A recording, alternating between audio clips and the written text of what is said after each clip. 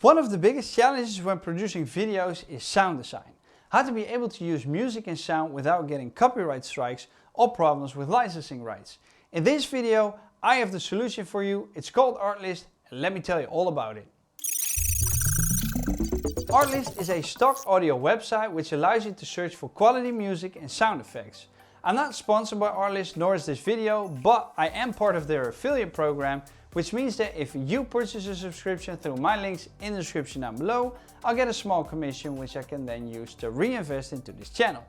Now, the whole reason I made this video is because I was actually using Artlist myself before they reached out to me. Because the number one advantage Artlist has over all the other stock audio platforms that you might know is that everything you use from them has a universal license. Which means that you no longer need to get separate licenses for home use, YouTube, Instagram, or even client work. It really is a one-stop shop. Now, their official website is artlist.io, and they offer several ways to find the right audio for you. You can search for mood, video theme, genre, instrument, and even look at their spotlight section, which houses Artlist originals, anthem collections, and collections for voiceovers and much more. Now, the mood section is too long to address, but the video theme section is something I wanted to showcase to you. You can search for business and corporate tunes, technology, music that's fit for time lapses, educational, documentary and weddings and vlogs, and many more. Now, this will allow you to quickly find the right music, because for those of you who are in the creative space, I'm sure you all recognize the struggle of a content creator to find the right music that matches your theme and the mood of the video. Because you don't want an uplifting pop beat with lots of breaks and bangers while you're doing a serious interview with the CEO of a company. So the fact that you can search for these specific areas will save you a lot of time in finding the right music track. So next up, I'm going to show you two sequences. The first one doesn't have sound design, and the second one does have sound design. Let's get lost together. Let's go chase that postcard. Wish you were here. Weather. Let's get lost together. Cause if we don't, I know that I won't even last another year.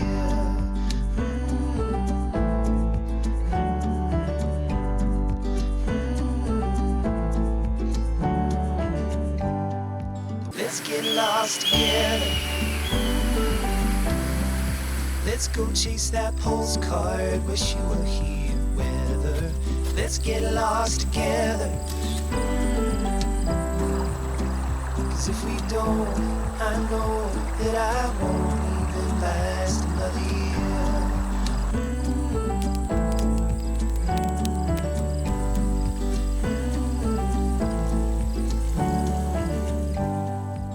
Which one sounded better? Let me know in the comment section down below, but for me, the second clip sounded much better because it gave me the feeling that I was really submerged in a video clip.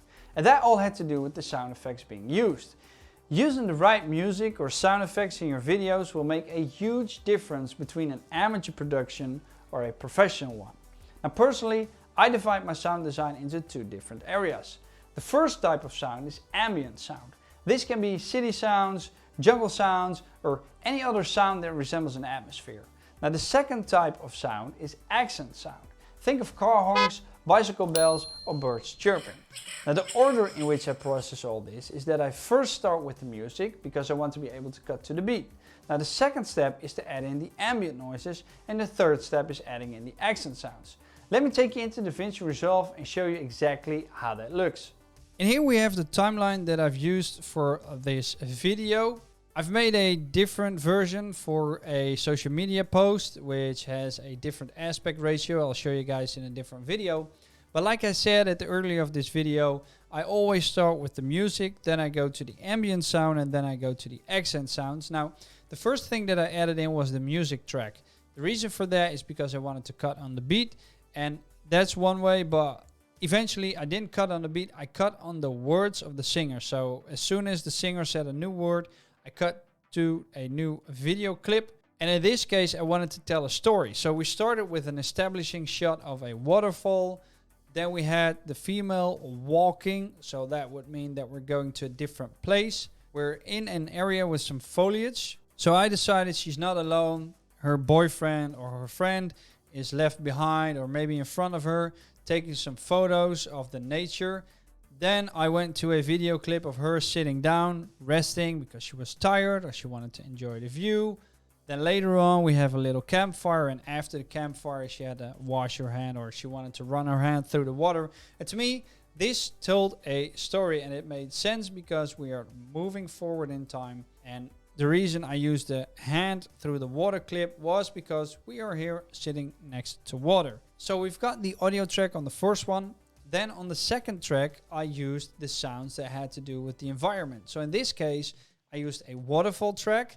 And for those of you who've seen a waterfall or were close by a waterfall, it really makes a very loud sound, but you don't want it to be too loud because, as you can see in this image or in this video, we're standing quite some distance away from the waterfall. So I had to match the audio level with the distance that we're standing on. And I just did that by heart. I've been to some places with some waterfalls and I just remembered how they sounded and I tried to mimic that. Now this clip was pretty challenging because she starts off further away, she comes closer by, and that means that within the track, the step track, the footstep track, I had to use keyframes because I started with a low audio volume and then I increased the volume as she was nearing us. So that would match with what we're seeing on screen and everything has to make sense. Now, if you don't know what J and L cuts are, I'll link it in the description down below. I've made a video on it, but I did that with these sounds. I didn't make them stop abruptly when the video clip stopped. No, I made them run through just a few frames so we would have a natural flow into the next clip. Right, for the next clip, we've got the guy, still the music track. We've got some ambient sound, nature sound. It's the same one I have over here. I'll tell you all about it in a minute.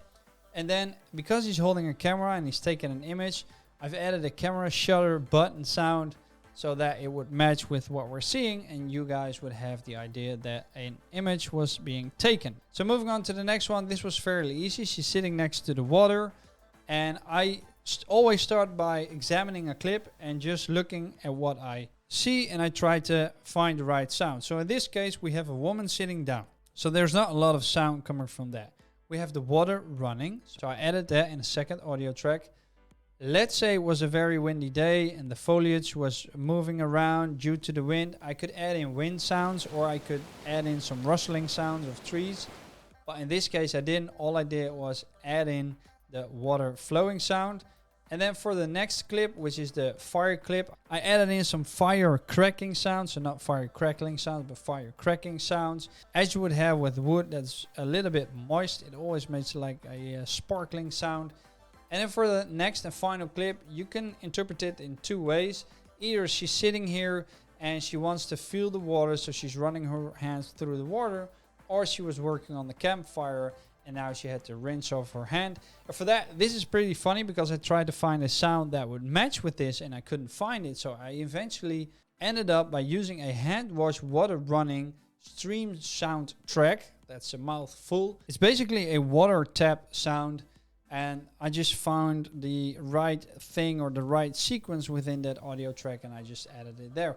Now, the final thing I want to tell you is because everything is happening in the nature. So we're here walking in nature, he's here in nature, she's sitting in the nature, we're making a campfire in the nature, and this stream is still in the nature. So I added in some ambient nature sounds, summer winds, birds, crickets, to use it as an ambient soundtrack together with the music. So these two are the same, they run throughout the entire track.